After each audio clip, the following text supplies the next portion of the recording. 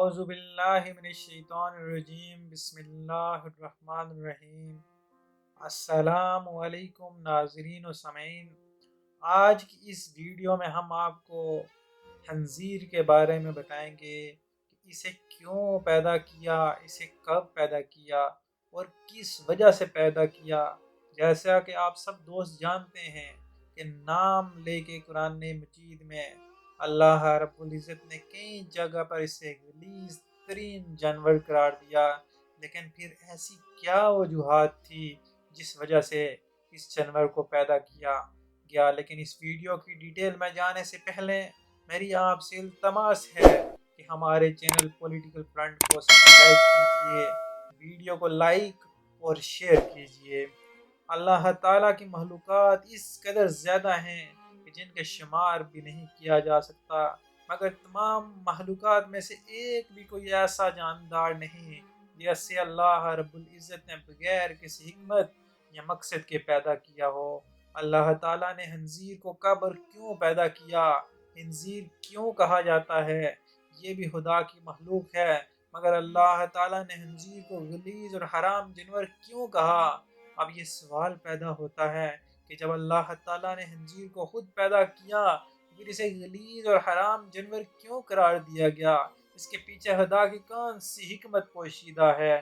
اللہ تعالیٰ نے خنزیر کا ذکر قرآن کریم میں 4 مرتبہ فرمایا ہے۔ سورہ البقرہ، سورہ المائدہ، سورہ الانعام اور سورہ نحل میں اللہ رب العزت نے اس جانور کا ذکر کیا ہے۔ قرآن کریم میں اللہ تعالیٰ نے سور یعنی خنزیر کا نام لے کر اس کو حرام ارشاد فرمایا اور اس کا گوشت کھانے سے منع فرمایا ہے۔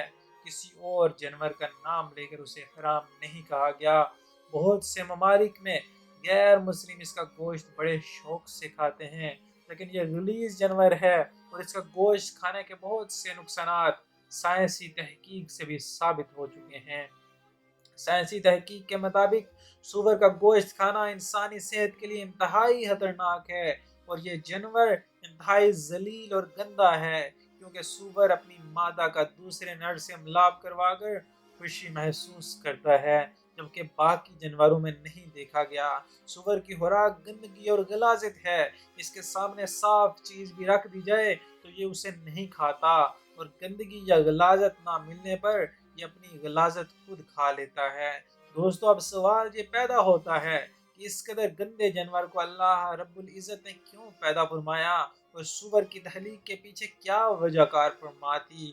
دوستو، حضرت عبداللہ بن عباس رضی اللہ تعالیٰ عنہ نے ایک حدیث مبارک کو روایت کیا ہے کہ فرمایا، حضرت عیسیٰ علیہ السلام کے حواریوں نے آپ علیہ السلام سے کہا، اے عیسیٰ علیہ السلام، آپ ہمارے لیے کسی ایسے انسان کو زندہ فرما دیجئے جو ہمیں حضرت نوح علیہ السلام کی کشتی کے متعلق درست معلومات فراہم کر سکے۔ تو حضرت عیسیٰ علیہ السلام نے تھوڑی سی مٹی کو اٹھایا اور فرمایا، یہ مٹی حام بن نوح کی مٹی ہے۔ پھر آپ علیہ السلام نے اس مٹی پر اپنا عصا مارا تو ایک بوڑھا شخص اٹھ کھڑا ہوا۔ جب اس سے کشتی نوح کے بارے میں سوال کیا گیا تو اس بوڑھے شخص نے بتایا، حضرت نوح علیہ السلام کی کشتی 1200 گز لمبی اور 600 گز چوڑی تھی۔ اس میں 3 منزلیں تھیں۔ پہلی منزل میں حضرت نوح علیہ السلام اور تمام جانور موجود تھے، دوسری منزل میں انسان تھے، اور تیسری منزل میں پرندے تھے۔ جانوروں کی غلاظت کی وجہ سے کشتی میں گندگی پھیل گئی اور بدبو آنے لگی، جس کی وجہ سے حضرت نوح علیہ السلام بڑے پریشان ہوئے اور اللہ تعالیٰ سے دعا فرمائی، تو اللہ رب العزت نے حضرت نوح علیہ السلام کی طرف وحی فرمائی اور آپ علیہ السلام کو حکم دیا کہ اے نوح، اپنے قریب کھڑے ہاتھی کی دم کو پکڑ کر ایک طرف کھینچو۔ پھر حضرت نوح علیہ السلام نے اللہ کے حکم کے مطابق ہاتھی کی دم کو پکڑ کر جھٹکایا تو 2 جانور نکلے جو کہ خنزیر نر اور مادہ تھے۔ یہ فوراً جانوروں کی پھیلائی ہوئی غلاظت کی طرف لپکے، کچھ ہی لمحوں میں ساری کی ساری گندگی کو چٹ کر گئے۔ ان دونوں خنزیروں کی جوڑی سے ہی ان کی باقی نسل آگے بڑھی۔ آپ سمجھ چکے ہوں گے کہ جس جانور کو اللہ تعالیٰ نے گندگی صاف کرنے کے لیے پیدا فرمایا وہ گندا ہی ہوگا نا۔ سائنسی تحقیق تو آج ہو رہی ہے۔ اللہ رب العزت نے 1400 سال پہلے سے ہمیں اس جانور کی حقیقت سے آگاہ فرما دیا تھا۔ بے شک ہر چیز کا مالک اور خالق اللہ ہے، اور وہ جیسا چاہتا ہے کرتا ہے۔ ہمیں ہر صورت میں اس کے احکامات پر سر تسلیم ہم کرنا پڑے گا۔ اسی میں ہماری دنیا اور اسی میں ہماری آخرت ہے۔